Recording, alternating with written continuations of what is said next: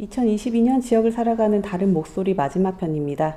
지역 언론의 무보도와 선택적 보도로 실종된 일선 시군의 지역 의제를 발굴하고 가장 평범하고 소외된 주민들의 이야기를 찾기 위해서 전북 지역의 14개 시군을 돌며 2021년에 이어 2022년에도 활동가들과 주민들을 만났습니다. 여전히 현장에서는 지역 주민들의 이야기가 잘 전달되지 못하는 지역 언론의 현실에 대해서 많은 어려움을 느끼고 있었습니다. 지역의 주요 현안이 외면되는 현상은 작은 시군에서 빈번히 나타납니다. 특히 전라북도 180만 인구 중에 60%가 몰려있는 전주, 군산, 익산을 제외한 11개 시군의 보도 소외 현상이 심각합니다.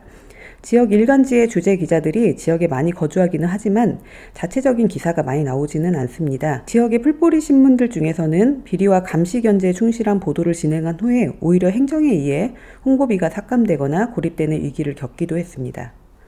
전주는 전북의 도청 소재지로 전북의 14개 시군 중 가장 많은 인구가 살고 지역 종합 일간지 및 방송사가 모두 전주에 존재합니다. 하지만 전주, 군산, 익산만 벗어나도 나머지 시군의 생활에 대한 보도는 매우 찾아보기 어렵습니다. 언론시민사회단체인 전북민주언론시민연합에서 발행한 방송 3사 시군 의제 보도 실태 보고서에서는 이러한 상황을 매우 잘 보여주고 있습니다. 지역의 공영방송사도 마찬가지입니다. 2018년 지방분권 시대의 KBS 지역방송의 위상과 역할이라는 제목으로 나온 연구보고서는 전북 지역 주요 미디어 이슈 분석을 해서 발표를 했는데요.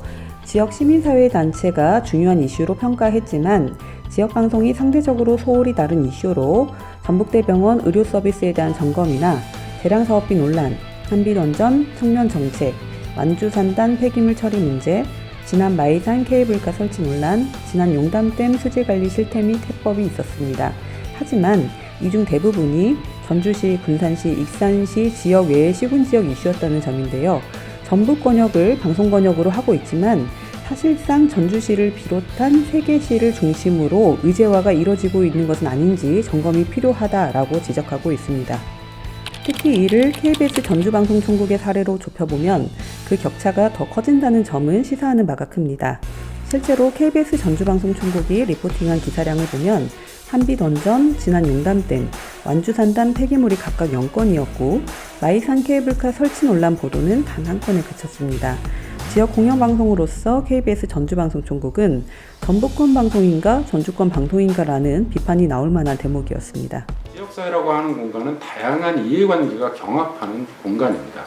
주류 기득권 세력의 이해관계가 존재하는가 하면 소위 사회적 약자, 소수 공론장의 목소리 역시 중요하게 다뤄져야 될 그런 목소리입니다.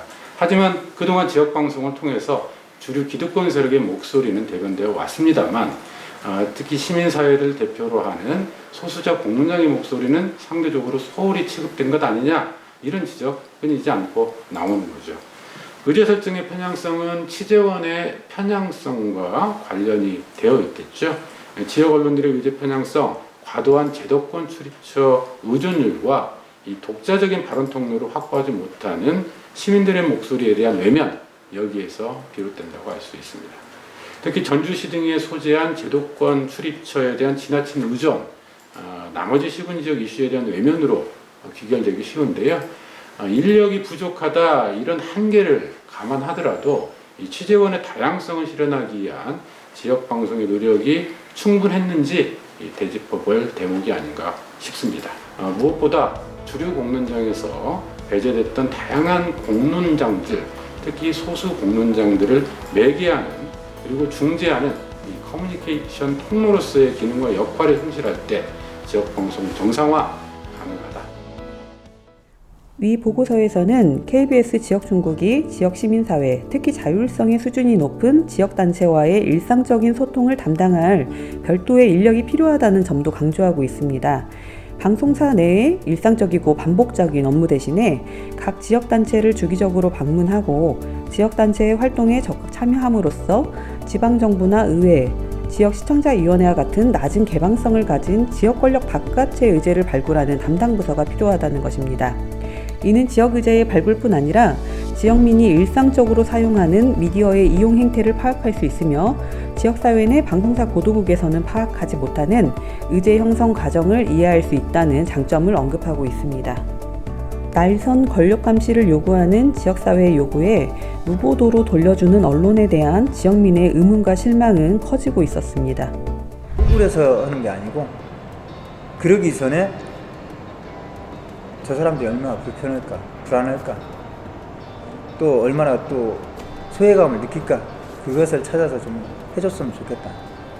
그겁니다. 저희가 집회도 하고 뭐 프랜카드라든지 이런 걸 다뤄놓으면 그런 부분은 다 한 군데 빼놓고는 아무도 그거를 언론에 보도하지 않아요. 이처럼 사안에 따라 비판의 정도가 달라지고 석연치 않은 이유로 비판 기사를 삭제하는 언론을 지역민은 신뢰하기 어렵습니다. 저널리즘의 편향은 단지 독자만의 문제가 아닌 언론이 마땅히 보도해야 할 뉴스 가치가 높은 이슈나 사건을 자의나 타의로 보도하지 않음으로써 발생하는 불공정의 문제이기도 합니다. 2022년에 제작한 지역을 살아가는 다른 목소리에서는 행정의 입장에서, 권력의 입장에선 기사가 아니라 직접 지역민들과 시민사회단체 활동가들을 만나서 다른 목소리를 담고자 했습니다. 저널리즘의 편향은 시민들의 관심과 관여로 변화시킬 수가 있습니다. 앞으로도 지역의 목소리를 담기 위해서 미디어 행동을 이어나가도록 하겠습니다. 감사합니다.